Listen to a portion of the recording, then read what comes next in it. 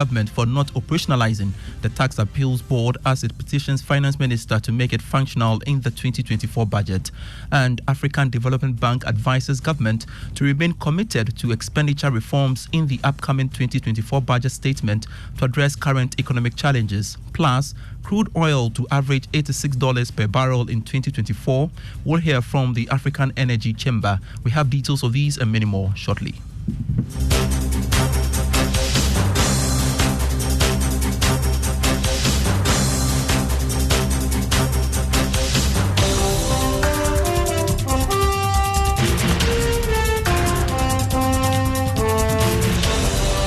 Grateful for your company. I am Pius Kojobaka. Let's now settle for the details. The Chartered Institute of Taxation Ghana has once again expressed its disappointment in the non-existence of a functioning tax appeals board. The institute, even though applauds government for setting up the board, says it is, however, unhappy that the board is not working. This, it said, has left many tax disputes hanging with no determination. Speaking ahead of the 2024 budget presentation, tax partner at PwC Ghana, Abeku Jankwansa, said it is one of the key recommendations presented to the Finance Ministry to operationalize the board in the budget. 3 years down the line, we do not have a functioning, and I want to repeat, a functioning board. Yes, I know that on the 20th of January 2023, the minister responsible for finance inaugurated the board. We are now in our 10th or 11th month, depending on how you want to count it, and we are still resolving tax matters in a very inefficient way. Government revenues are locked up in disputes. Taxpayers are actually very confused because certain judgments from our courts are that do not come to me if you've not gone to the board. So when a taxpayer is faced with an issue, what should the taxpayer do? You heard tax partner at PwC Ghana, Abeku Jankwansa there.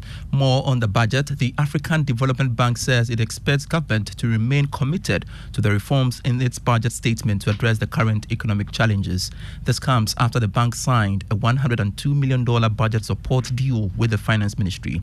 According to the country manager for the African Development Bank, Jerusalem Fasika, the bank will continue to partner the government in various sectors to ensure economic stability. She was speaking at the signing ceremony. These ongoing projects, in addition to the budget support program we are signing today, will support government's recovery and development efforts and contribute to the bank's high-five strategies in Ghana. So we will light up and empower Ghana, feed Ghana, industrialize Ghana, integrate Ghana, and improve the quality of the life of Ghanaians. Jerusalem Fasika is the country manager for the African Development Bank.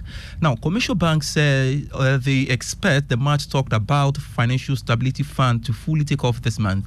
This is after the Ministry of Finance released the framework to guide the implementation of the fund. About 15 billion cedis will target banks and other financial institutions that have been hit badly by the domestic debt exchange program. John Ewa is the chief executive of the Ghana Association of Banks. I think it's good news that at least we have a framework and we know how the stabilization fund is going to function. It's better late than never. Invitations have been put out for nominations to the investment committee. Once the investment committee is inaugurated, then of course I'm sure the funding is already available as we have been told. Then we can get on the business of providing the solvency assistance to the banks and other SDIs who. John Ewa is the chief executive of the Ghana Association of Banks. More within the space, GCB Bank has said it is on course to raise additional capital to meet regulatory capital adequacy ratio requirements and enhance its big-ticket transactions. Shareholders approved an additional capital of 1 billion cedis to raised by the end of the year. Now, speaking at the Ghana Stock Exchange organized Facts Behind the Figures program, Managing Director Kofi Adomaku promised stakeholders to bring it down non-performing loans of about 20%.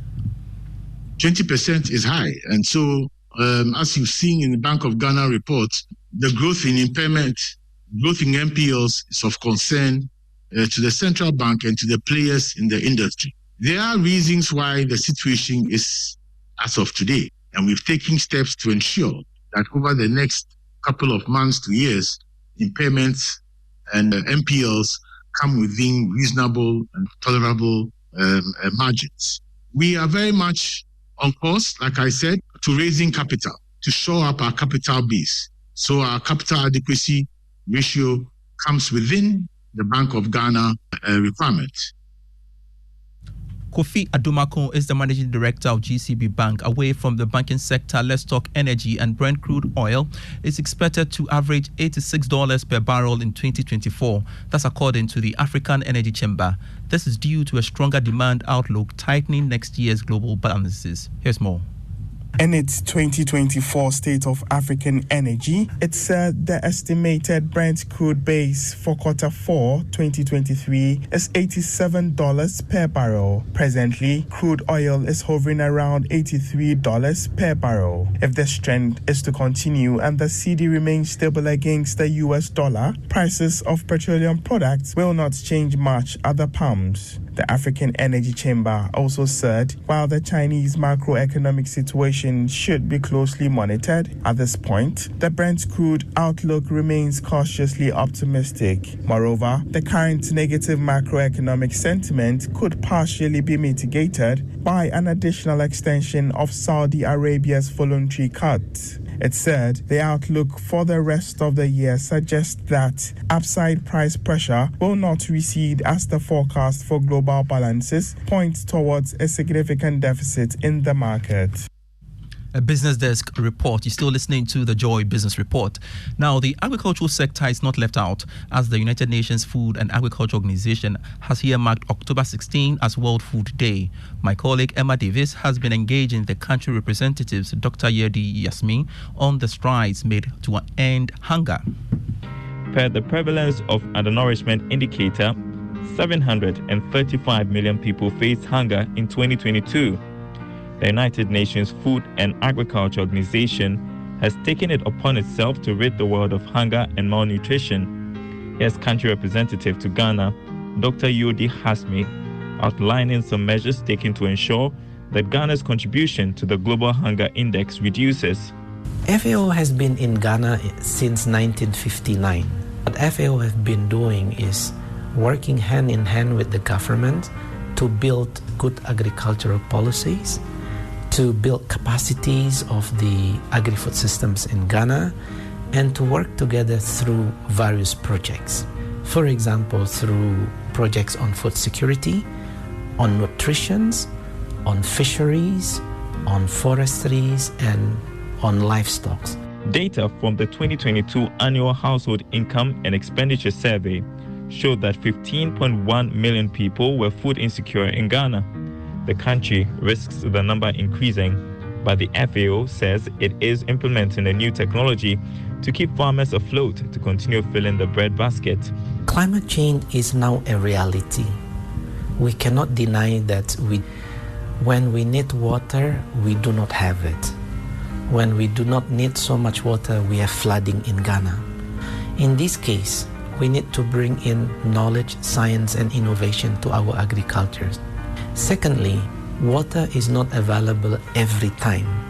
In northern Ghana, the rainy season is only once.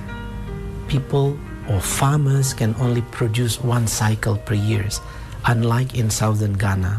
So in this case, one of the innovation that FAO is bringing in is to introduce green technologies of irrigation, what we call solar panel irrigation. Government's flagship program, Planting for Food and Jobs, is aimed at transforming Ghana's agriculture by increasing food production to enhance food security. Some analysts have criticized the impact of the initiative, but here's what FAO, a policymaker, had to say about the program. During the first phase of the PFJ, we learned a lot, right? We learned what worked. We learned what system that could be improved. So in my view, the second phase of the Planting for Food and Jobs has captured this lesson learned.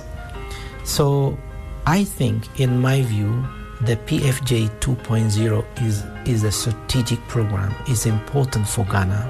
Conversations surrounding hunger are never ending. That is why the Food and Agriculture Organization instituted the World Food Day to continuously raise awareness. And that's it for the Joy Business Report. Let's take some messages from EcoBank Salary Account. And the EcoBank Salary Account is a special account designed for all workers of all income brackets desirous of receiving their salaries through EcoBank. With the EcoBank Salary Account, you are guaranteed all the benefits of a normal savings or current account plus many more. EcoBank Salary Account gives workers free life insurance cover of up to 10,000 cedis, 24/7 access to cash and e-banking services, internet and mobile banking services, high interest on savings, no minimum balance, ability to save through the EcoBank Save as you spend, a unique feature that helps customers to save and invest. Remember, the insurance policy covers death, permanent or temporary disability, critical illness, hospitalization, retrenchment, and more. Savings or current account holders at EcoBank do not have to close their existing accounts to enjoy the numerous benefits of the EcoBank Salary Account. Just ask your branch to switch your existing account to the EcoBank Salary Account. Non-EcoBank account holders should approach any EcoBank branch and ask for the EcoBank Salary Account. Switch your salary account today and enjoy amazing benefits at EcoBank. Call EcoBank toll free on 0800 033225 wherever for further details. EcoBank, the Pan-African Bank. I am Pius Kojo Baka. Thanks for your company. Ignition is next. Do enjoy.